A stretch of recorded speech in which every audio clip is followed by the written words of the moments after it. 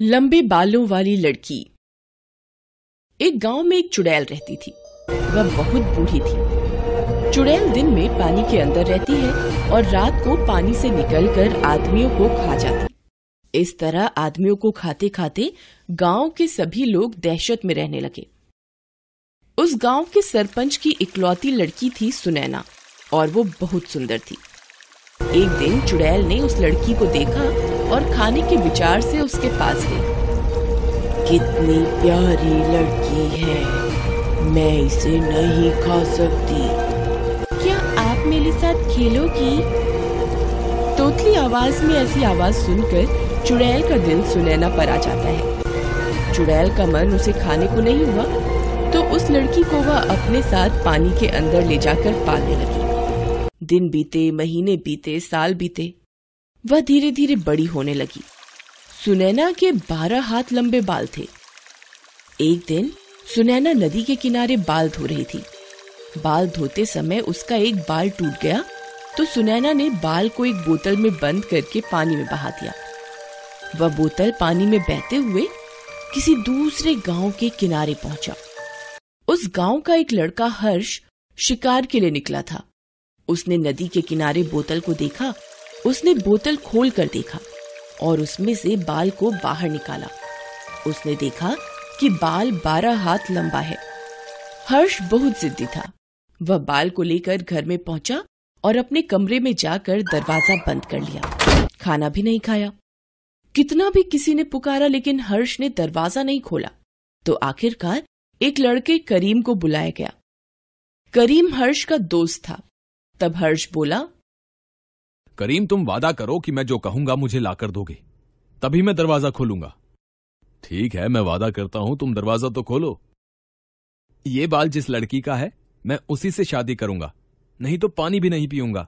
उस लड़की को लेकर आओ। हर्ष, इतनी छोटी सी बात के लिए इतना परेशान हो? हम दोनों मिलकर उस लड़की को ले आएंगे। तब जाकर हर्ष ने खाना खाया।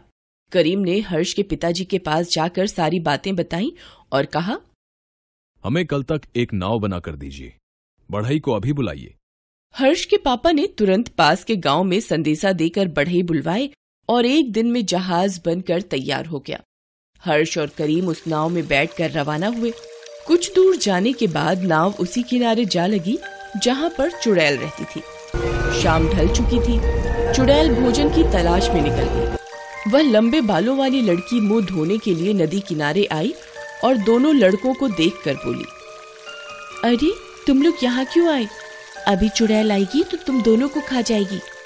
ठीक है, अगर आ ही गए हो तो चलो मेरे साथ। इतना कहकर उसने नाव को छिपा दिया और उन दोनों मित्रों को एक विशेष फल खिलाया ताकि वे दोनों पानी में सांस ले सकें, और दोनों मित्रों को पानी के अंदर चुड़ैल के महल में ले गई। करीम ने लंबे बालों वाली लड़की को सारी बात बताई। सुबह होते ही चुड़ैल लौट आएगी। अब हमें क्या करना होगा? कुछ नहीं, मैं तुम दोनों को मछली बना देती हूँ। तुम दोनों सावधानी से रहना। रात बीतने से पहले ही लड़की ने उन दोनों को मछली बना दिया। वे दोनों दोस्त छोटी छोटी मछली बनकर पानी में घूमने लगे। चुड़ैल लौटी तो उसकी नाक में इंसान की महक समाई तो बोली, अरे बेटी, यहाँ इंसान के मांस की महक कैसे आ रही है? यहाँ कोई आदमी है क्या? यहाँ तो कोई इंसान नहीं है, बस मैं ही हूँ, मुझे ही खा लो। मेरी उम्र भी तुझे लग जाए, मैं तुझे खाऊंगी। इतनी बड़ी बात तूने कैसे कह दी? मैं भले मर जाऊं पर तू जिंदा रहे। शाम होते ही चुड़ैल खाना ढूंढने निकलती है। उसी समय लड़की हर्ष और करीम को इंसान बना देती है। कुछ दिन बाद हर्ष ने सुनैना से शादी कर ली। रात में वे इंसान बनकर रहते। सुबह होते ही सुनैना उन्हें मछलियाँ बना देती। चुड़ैल घर लौटती तो इंसानी महक की बात कहती। उसके जवाब में सुनैना कहती, यहाँ तो और कोई नहीं है, मुझे ही खा लो। चुड़ैल दांतों तले जीभ दबाकर चुप हो जाती। ऐसे ही कुछ दिन और बीत गए, पर बाद में हर्ष और करीम का मन उठ गया। तब हर्ष ने सुनैना को एक दिन सिखाया, जब आज चुड़ैल घर लौट आएगी तो तुम उससे बहुत प्यार से बातें करके ये पूछ लेना कि आखिर उसके प्राण कैसे जा सकते हैं, उसे कैसे मारा जा सकता है। हर्ष के कहे अनुसार उस दिन चुड़ैल के लौटने पर सुनैना उसके पैरों की मालिश करने लगी। तेल लगाकर मालिश करते ही वह दुखी होकर रोने लगी। चुड़ैल ने तुरंत आंसुओं को पूछा और बोली, अरे बेटी, तुझे किस बात की कमी है जो तू रो रही है? क्या तेरा कुछ खो गया है? तो मैं ढूंढ दूंगी। कुछ टूट गया हो तो बनवा दूंगी। चांद और सूरज भी चाहेगी तो भी मैं तेरे लिए ले आऊंगी। तू बता कि क्यों रो रही है? माई, मैं सोच रही थी कि तू क्या हमेशा जिंदा रहेगी? अगर तू मर जाएगी तो फिर मेरा ख्याल कौन रखेगा? मैं किसके सहारे जिंदा रहूंगी? यही सोचकर आंखों में आंसू आ गए। इसमें रोने जैसी कोई बात नहीं है। मुझे मारना इतना आसान नहीं है। एक गांव में एक बड़ा सा कुआं है। उसमें बहुत सारे सांप हैं।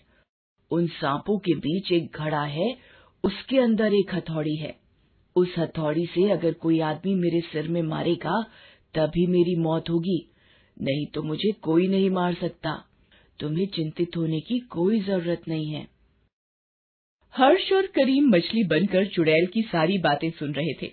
उसके बाद सुनैना चुड़ैल से बोली, अरे माई, तुम मुझसे प्यार नहीं करती? अगर प्यार करती होती तो मेरे लिए धन संपत्ति भी लाकर देती। सुनैना की बात सुनकर चुड़ैल ने जहाँ जहाँ अपना धन छुपा रखा था सब जगहों के बारे में उसे बता दिया। शाम हुई तो चुड़ैल भोजन ढूंढने निकली। दोनों मित्रों ने आदमी बनकर उस गांव में जाकर उस कुएं से जैसे तैसे घड़ा निकाला और उसमें से हथौड़ी को निकाल लिया। हर दिन की तरह उस दिन भी चुड़ैल लौटकर आदमी की महक के बारे में बात करने लगी, पर सुनैना ने उसे यह कहकर शांत कर दिया कि मैं अकेली यही हूँ, चाहो तो मुझे खा लो। थोड़ी देर बाद चुड़ैल सो गई। हर्ष और करीम ने उस हथौड़ी से चुड़ैल के सिर पर मारा और फिर चुड़ैल एक भयानक चीख के साथ मर गई। चुड़ैल के मर जाने के बाद हर्ष और करीम सुनैना और धन संपत्तियों को खोदकर अपनी नाव से अपने गांव वापस लौट आए।